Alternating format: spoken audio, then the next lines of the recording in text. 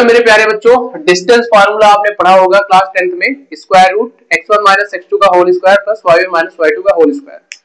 वो distance formula कहां से आया, कहां से डिस्कवर हुआ, उसका प्रूफ क्या है, वो आज हम आपको यहाँ पे सॉल्व कराने वाले हैं। देखिए बच्चों, मान लेते हैं कि इस प्लेन पे एक पॉइंट यहाँ पे है, इस पॉइंट का नाम हमने a मान लिया।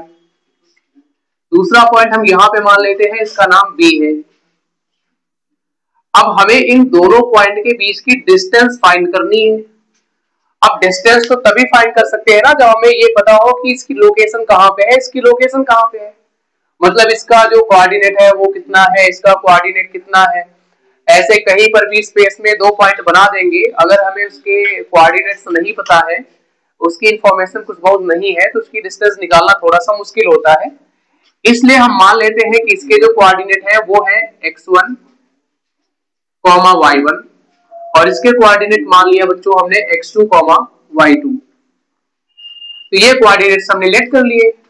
अब आप अच्छे से जानते हैं कि जो पहले लिखा जाता है वो x की डिस्टेंस होती है, जो बाद में लिखा जाता है वो y की डिस्टेंस होती है।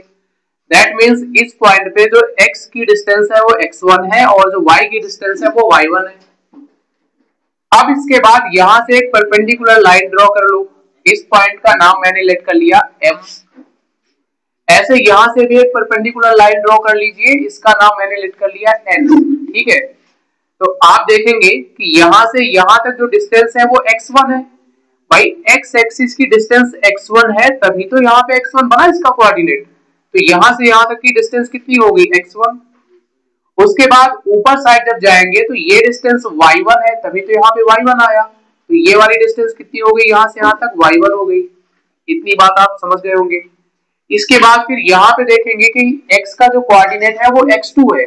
x2 होने का मीन्स हो गया कि यहाँ से लेकर यहाँ तक जब आप जाएंगे तो ये टोटल डिस्टेंस x2 हो जाएगी। तो यहाँ से लेकर के यहाँ तक डिस्टेंस है बच्चों x2। उसके बाद फिर ये डिस्टेंस y2 है। देखो यहाँ पे बोला गया है इसका जो ऑर्डिनेट है वो y2 है, इसका मतलब यहाँ से यहाँ तक की डिस्टेंस कितनी है, y2 है। तो ये टोटल डिस्टेंस यहाँ से लेकर यहाँ तक कितनी हो गई, y2 हो गई।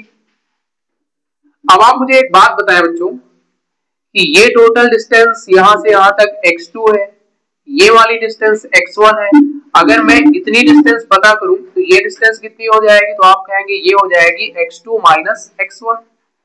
ये टोटल x2 है, ये टोटल x1 है। अगर मुझे सिर्फ इतनी पता करनी है तो टोटल में से इसको हटा दो, ये हो जाएगी x2 माइनस x1। यहां से एक लाइन हम ड्रॉ कर लेते हैं। अब आपको पता है कि ये दोनों लाइनें इक्वल होंगी। अगर ये x2 माइनस x1 है तो ये भी x2 माइनस x1 ही होगा, x2 माइनस x1 हो जाएगा। ठीक है, अब आप ध्यान से देखेंगे कि ये लाइन और ये लाइन, ये लाइन और ये लाइन हॉरिजॉन्टल है इसके कंपेयर में और ये वर्टिकल है इसके कंपेयर में। तो यहाँ पे 90 डिग्री का एंगल बन रहा है। अगर आप ध्यान से देखें तो दोनों लाइनें परपेंडिकुलर हैं, और जब दोनों लाइनें परपेंडिकुलर हैं हमें डिस्टेंस निकालनी है इन दोनों पॉइंट्स की, यानी AB की। हमें इस AB की डिस्टेंस निकालनी है। तो अब आप बताइए कि ये क्या बन जाएगा, हाइपोटेनस, ये बेस और ये परपेंडिकुलर। अब देखेंगे आप ये वाली डिस्टेंस y1 है, तो ये वाली डिस्टेंस भी यहां से लेकर यहां तक कितनी होगी, y1 होगी। टोटल कितनी है, y2 है। तो अगर हम सिर्फ ये वाली डिस्टेंस पता करेंगे, टोटल डिस्टेंस y2 है, ये वाली y1 है, तो इस टोटल y2 में अगर मैं इसको हटा लूं, यानी कि y1 को हटा लूं, तो ये डिस्टेंस मेरी कितनी बच रही है, y2 माइनस y1 बच रही है। अब इसमें पाइथागोरस थ्योरम अप्लाई कर लेंगे। पाइथागोरस थ्योरम क्या होती है, हाइपोटेनस का स्क्वायर इक्वल टू बेस का स्क्वायर। इस पॉइंट को मैंने P मान लिया, बेस है इसका AP और इसके बाद परपेंडिकुलर होगा PB, इनका स्क्वायर हो गया। तो AB square is equal to, AP की वैल्यू आप देखेंगे A से लेकर P तक की वैल्यू है x2 माइनस x1, स्क्वायर लगा दिया, प्लस PB की वैल्यू आप देखेंगे तो है y2 माइनस y1, स्क्वायर लगा देंगे। यहां से जब स्क्वायर रिमूव करेंगे तो यहाँ पे स्क्वायर रूट का सिंबल लग जाएगा। तो यहाँ पे स्क्वायर रूट का सिंबल लगेगा तो हो जाएगा x2 माइनस x1 का whole square plus y2 minus y1 का होल स्क्वायर। यही बच्चों डिस्टेंस फॉर्मूला बन गया।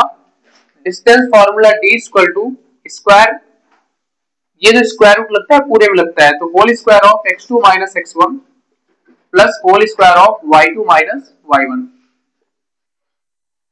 तो ये आपका डिस्टेंस फार्मूला है। इसमें एक विशेष चीज मुझे ये बतानी है,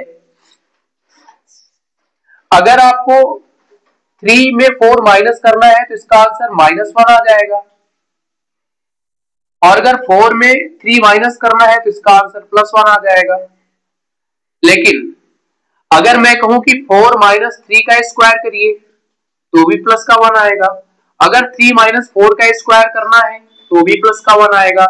इसका मतलब ये हुआ कि मैं यहाँ पे x2 माइनस x1 करूं या x1 माइनस x2 करूं, स्क्वायर करने पे उतना ही आएगा। तो इसके प्लेस पे आप ऐसे भी लिख सकते हैं x1 माइनस x2 का square plus y1 minus y2 का स्क्वायर, क्योंकि स्क्वायर करने पे आंसर वही आना है। ठीक है बच्चों, कैसा लगा ये वीडियो आप मुझे कमेंट में बताएंगे। Thank you.